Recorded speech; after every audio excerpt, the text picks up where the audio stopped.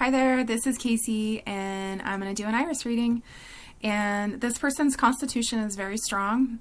She has very tightly woven trabecula, very straight trabecula, as well as not having a lot of lacuna in this eye. This looks to me like a blue eye that has been discolored throughout the genetic lineage, as well as any contributions this person may have made to that discoloration by choice of her lifestyle choices and her dietary choices. So the first thing that I want to start looking at is the stomach and bowel area. So stomach in this area, bowels just outside of the stomach, and we're seeing a lot of orange discoloration in this eye. When you see orange, it can be a couple different things. You can have a toxic load of sulfur within the stomach and bowels. It can also be, which I think this is the case in this eye, it can also be a pancreatic enzyme disturbance. So something going on with the pancreas is creating this orange discoloration. And I'm highlighting this right here because this is the pancreas, and it does look like there is some congestion, low vitality in the pancreas, and that is extending all the way from the pupillary margin. So whatever's going on in the stomach is referring toxins out into the pancreas. Okay, so let's take a look at this pupillary margin. It does look like she has somewhat of a malabsorption ring when you see this jagged edge right here and darkening in that area. That can indicate malabsorption, issues with how well you're receiving and how well you're absorbing. So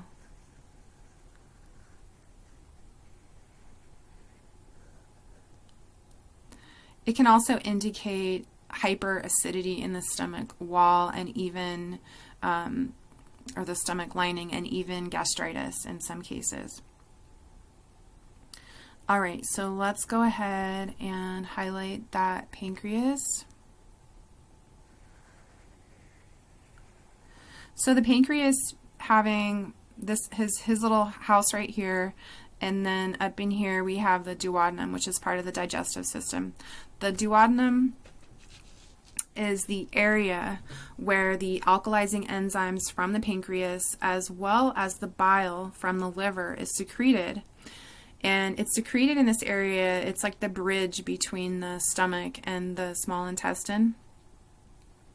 And in this area, in the duodenum, is where the alkalizing takes place. So you have highly acidic stomach contents being moved into the small intestine, which is more of an alkaline environment.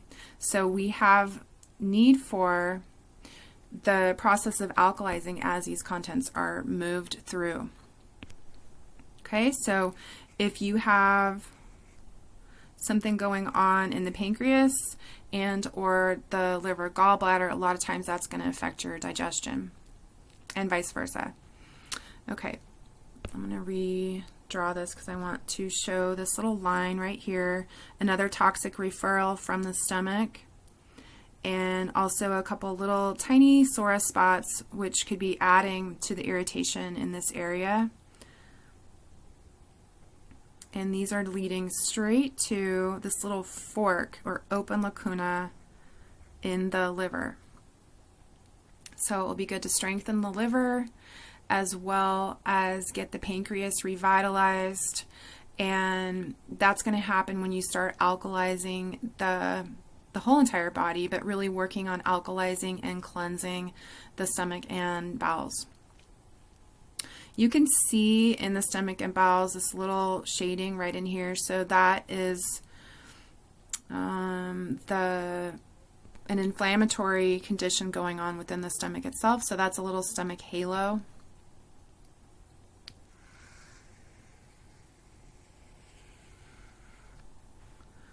And then right out here we have the autonomic nerve wreath, or rather the bowel wall.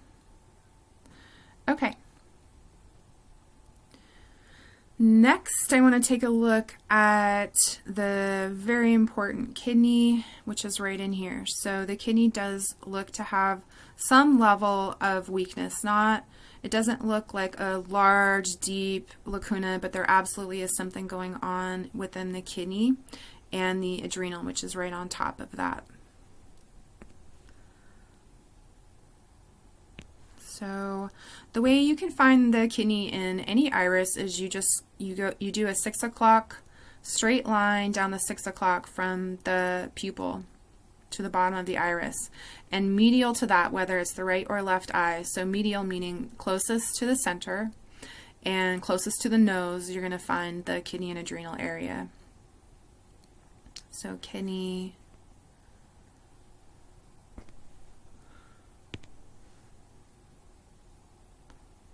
all right, so tiny foot, and then right in here is the kidney and adrenal.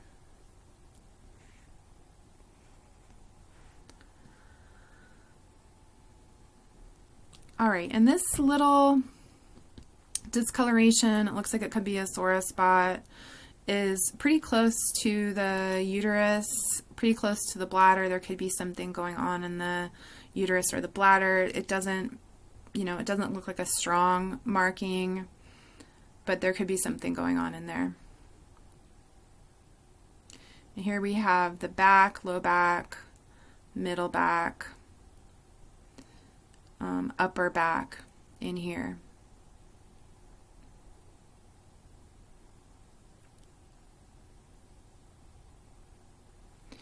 Something I want to highlight is the thyroid area, which absolutely, we have the parathyroid in here.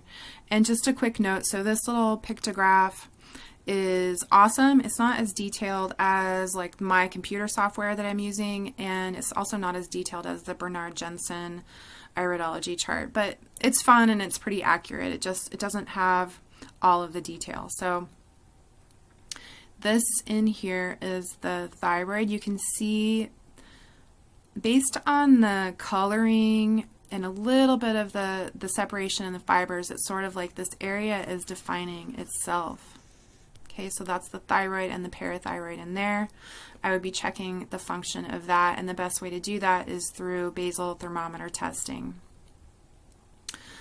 The TSH secreted by the pituitary is normally what we get tested for with thyroid, and that's not always going to indicate clearly how well what the thyroid is actually doing with that hormone. So I have actually on my website, I'll put a little note in the description box. I have a page on the thyroid that describes how that works in detail, and also gives instructions on doing the basal thermometer testing if you're interested in that. Okay, because I am seeing, so we're seeing the thyroid, we're seeing the adrenal, and liver, gallbladder, pancreas, and the master gland, the pituitary, is showing up as well. So the pituitary I'm seeing in this area right here, and even the pineal I'm seeing in this area right here. And the pineal could very well be, so there's like a little radial in here. There could be something going on in the mental ability zone. There could also be, I mean, it's a pretty small little radii solaris. I would say the main focus is going to be on the pineal gland. And as we know, the pineal and the pituitary are both psychic centers. There's not a lot known by science about the pineal gland. The main thing that they're aware of is that it produces melatonin. All right, and so mental ability, this zone right here, and I have also on my website, I have a pretty good page of all the descriptions of the brain zone, so you can look that up and see if that might resonate. Otherwise, we have pituitary here and ego pressure here. So this does look like a a little lacuna in the ego pressure, which is the zone for perfectionism. So it's our ideals, our dreams, and then how are we pressuring ourselves to achieve them. That is this zone right here. Okay. This looks pretty good.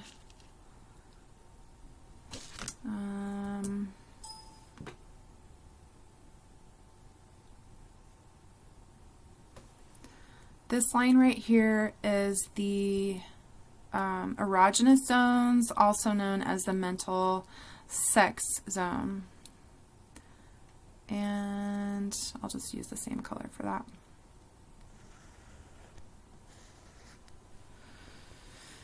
And that reflects the health of our sexuality, the history, and if there's any imbalances, if there's been any disturbances in that area, it will reflect that also. Let's see. So the next one we have is this line right here is pretty close. It's pretty much on the medulla, but it's really close also to the mastoid. I'm going to say it's the medulla because it's such a strong radii solaris, and the medulla has so many important functions that I do want to mention. It's right. It's really right on it. It's just slightly close to the mastoid. So the medulla controls expiration in terms of breathing, circulation, heart activity, blood vessel diameter, the diaphragm. What else? It oxidizes. It's in control of oxidizing the blood. So it's not to say that it actually oxidizes the blood. It's the brain center that controls these functions within the body.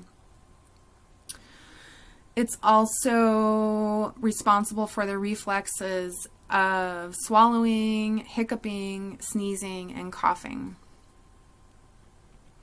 Okay, so very important brain center. And just to the left of that, we're getting into the neck and shoulder. So there could be some inflammation or pain going on in the neck and shoulder, this whole entire area here.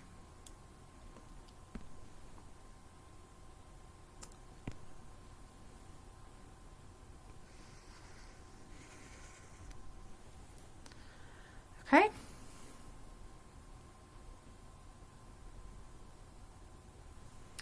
And moving down to this little darkening in the coloration of the iris. This is the lung area.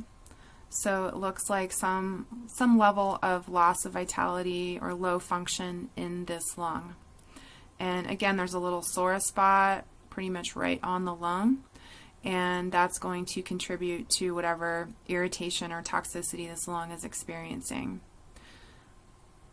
Can definitely be genetic. I mean, most of the time we're given our genetics, and it's just what we do with them. Sore spots are especially indicative of a genetic past, but we can strengthen that area or we can weaken that area through our actions and our diet. So just something to work on strengthening. You can do that through, breathing exercises, singing, deep breathing. Also, there's plenty of herbal formulas. Dr. Morse has excellent a lung tea as well as a lung tincture. So still, this whole area is the lungs. And this area right in here is the breast. So that's going to be the right breast. And then it looks like a little bit of a genetic weakness. Doesn't necessarily need to turn into anything. Again, just an area to take good care of. And surprisingly enough, we do have another sore spot right next to this breast. So you see that a lot. You see little sore spots real close to areas where there are lacunas. You see sore spots right on major organs a lot of times. And That's just indicating a concentration of toxicity, whether it be inorganic minerals, toxins that have been passed, and then they sort of migrate to one spot and they create this little dot or marking. Okay, and I have not spoken about the nerve rings yet. That is one of the most prominent features of this eye, is that there are a decent amount of nerve rings. So we have a nerve ring here. You can follow them around. They're not very deep. So when you see the white, it's more of an acute, the beginning stages of nerve rings. When you see the darker nerve rings, that means they're cutting deeper into the stroma, into the iris fibers. Okay, so nerve rings, also called stress rings. I prefer the term nerve ring. Generally speaking, it's a condition of anxiety, tension, or stress in the environment, which is finding its way into the system. And a lot of times this is going to result in stiffness, it's rigidity. I mean, essentially what nerve rings are is a contraction by the body in response to some sort of disturbance. And that could be an internal disturbance, such as toxins, some sort of dis-ease going on in the body. It can also be due to an external disturbance. They don't always indicate nervous system abnormality or even a nervous type of person. I've seen a lot of nerve rings in irises with people that have actually really strong mental and nervous system personalities. They're just not nervous people and they have a lot of nerve rings. So it doesn't always indicate that, but it can point to that. All right, a little bit of a skinnering, a little bit of, we can see these little capillaries. It looks like some inflammation overall in the body, which of course, what we saw in the stomach and bowels, yes, there's a lot of inflammation in there. And yeah, that's pretty much it. I would advise this person to start with the pituitary and the digestive system, so do some colon cleansing and do some pituitary herbs. And the pineal, I think, will be taken care of, especially as the pituitary gains balance and strength. Also, checking your thyroid function and getting to work right away on getting your kidneys filtering. That's what needs to happen so that we can get the lymphatic system moving and the toxins have a place to be exited from the body. All right. Thanks for watching, and I'm going to move on to the left eye now. Okay, bye.